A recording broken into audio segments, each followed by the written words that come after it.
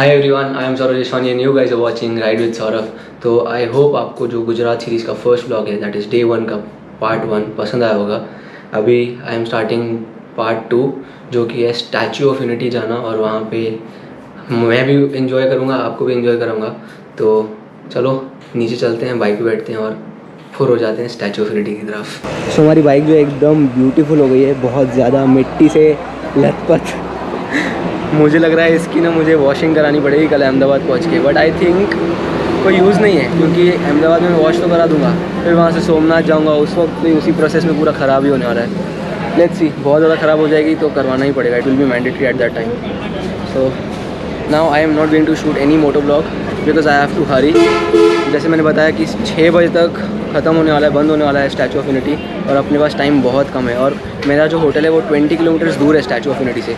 So I have to hurry a lot. तो अब मैं निकलता हूँ सीधा, वहाँ पे आपको मिलता हूँ।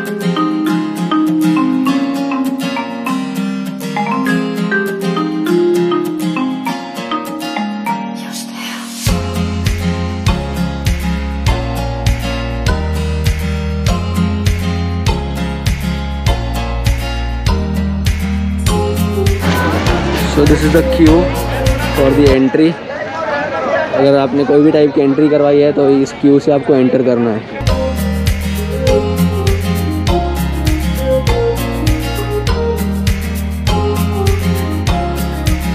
तो मैंने स्टैचू ऑफ यूनिटी में एंट्री कर ली है। फर्स्ट थिंग्स फर्स्ट, आप सोच रहे होंगे कि एंट्री कैसे करनी है। तो स्टैचू ऑफ यूनिटी की प्रॉपर वेबसाइट है, वहाँ जाइए, वहाँ पे आपको अलग अलग टाइप की टिकट्स मिलेंगी। द चीपेस्ट वन इज़ जो बेसिक है सिर्फ एंट्री के लिए, दैट इज़ 150 रुपीज़ की पर पर्सन, और उसमें आपके कुछ भी इंक्लूजन्स नहीं है।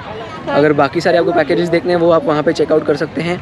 और स्टैचू ऑफ यूनिटी जो है वो मंडे को बंद होता है, so do not come on Monday. I am again saying Monday को मत आना, बाकी सारे दिन चालू रहता है, कभी भी आ सकते हो, सुबह 8 बजे से शाम के 6 बजे तक। अब आगे बढ़ते हैं।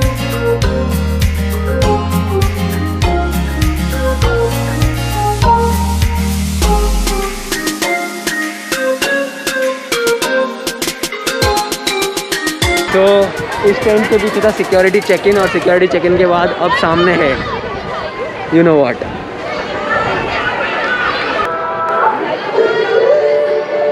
सो आई थिंक बहुत ज़्यादा लैविशली कंस्ट्रक्टेड है statue of unity.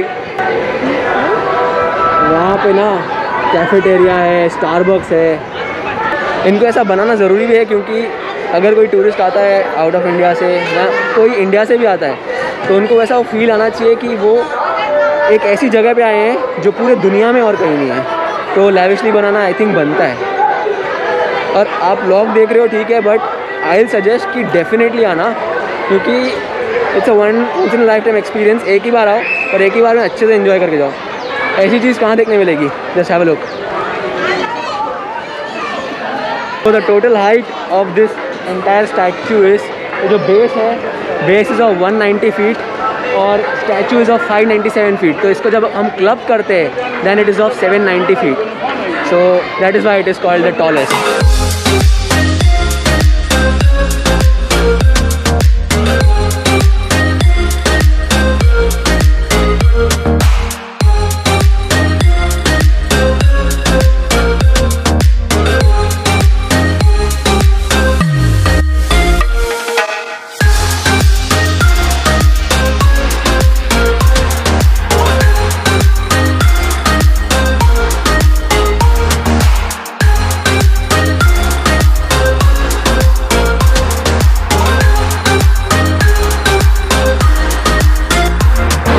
According to me this entire gallery is so beautifully crafted, इतना सही बनाया है ना।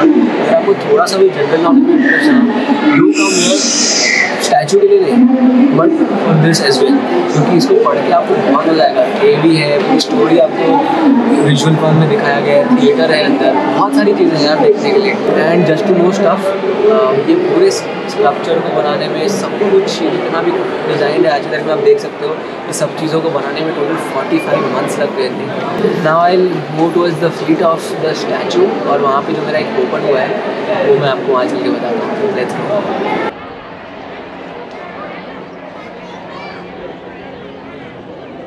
सो मेरे एग्जैक्टली पीछे है नर्मदा रिवर, और सरदार वल्लभ भाई पटेल जी का ना सपना था कि नर्मदा रिवर पे एक डैम बने। वो सपना तो पूरा हुआ, पर उस डैम के ऊपर वर्ल्ड्स टॉलेस्ट स्टैचू उनका बनेगा, वो उन्होंने भी शायद कभी नहीं सोचा होगा। तो डैम के ऊपर एक स्टैचू बनाना मुझे लगता है कि एक बहुत ज़्यादा टफ टास्क होगा। ये टफ टास्क जो है वो एक स्कल्पचर है, आर्टिस्ट है श्री राम सुतार जी, उन्होंने बनाया है, उन्होंने पूरा डिज़ाइन किया है, और क्या कमाल का डिज़ाइन किया है यार, मज़ा आ गई देख के। मैं यहाँ अकेला आया हूँ, बट यहाँ पे जानने के लिए, सीखने के लिए, पढ़ने के लिए इतनी सारी चीज़ें ना कि मुझे बिल्कुल अकेला महसूस नहीं हो रहा है। मुझे लग रहा है कि यार बहुत सारी चीज़ें हैं जिनको मैं यूज़ कर सकता हूँ अपने आप को अच्छा फील कराने के लिए।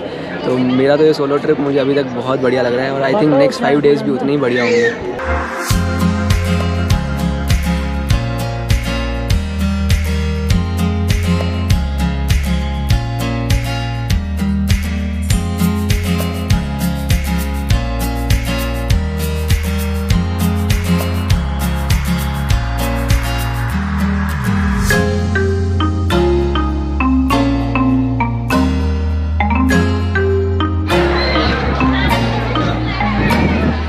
आई am right below the feet of world's tallest statue. मतलब देख के ना मज़ा आ गई। And just look at the detailing, every minute detail एकदम अच्छे से बनाया गया है। Just look at the stitches of the chappal, उसके बाद धोती की क्रीज जो है उसको देखो, हर एक चीज़ आयरन की बनी हुई है, और आयरन के बनने के बाद इतनी डिटेलिंग देना, दैट इज़ हैट्स ऑफ मेरे हिसाब से तो। And just to know stuff for you guys, इस जगह को स्टैचू ऑफ यूनिटी क्यों कहते हैं? इट इज़ बिकॉज हमारे इंडिया में 562 प्रिंसी स्टेट्स थे, जिनको सरदार वल्लभ भाई पटेल जी ने फॉर्म किया, प्रॉपरली यूनाइट किया into some minimum states and union territories, and that is why it is called as statue of unity.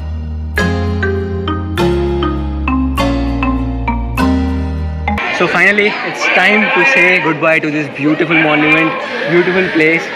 Everything was so perfect about this evening, I can't tell you.